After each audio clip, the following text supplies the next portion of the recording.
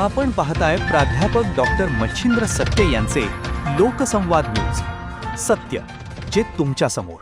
पुणे शहर पोलीस आयुक्तालयाच्या हद्दीत नुकतंच लागू झालेल्या महाराष्ट्र धर्म स्वातंत्र्य अधिनियम 2026 नुसार 2 स्वतंत्र गुन्हे दाखल करण्यात आलेत.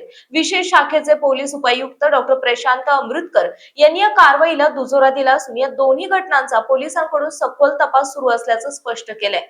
यातील पहिली घटना पुण्यातील गुरुवारपेठ भागात उघडकीस आली. खडक पोलीस ठाण्यात हिंदुत्ववादी संघटनांच्या फिर्यादीवरून एका ब्रिटिश नागरिकावर 9 ऑगस्ट रोजी गुन्हा नोंदवण्यात आला आहे. हा मूळचा महाराष्ट्रीयन परंतु सध्या ब्रिटनमध्ये नागरिकत्व असलेला व्यक्ती एका प्रार्थना स्थळामध्ये धार्मिक उपदेश करत होता. चमत्कारांचे आमिष दाखवून त्याने स्थानिकांना धर्म बदलण्यासाठी प्रवृत्त केल्याचा आरोप त्याच्यावर ठेवण्यात आला होता.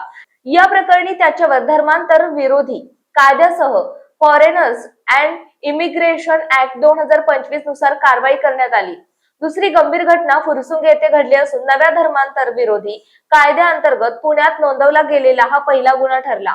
शिवकुमार रावत नावाच्या एका व्यक्तीने एका अल्पवयीन मुलीला पळवून नेल्याचा प्रकार 5 ऑगस्ट रोजी उघडकीस आला होता. पोलिसांनी पीडित मुलीची सुटका केल्यानंतर तपासात अनेक धक्कादायक गोष्टी समोर आल्या.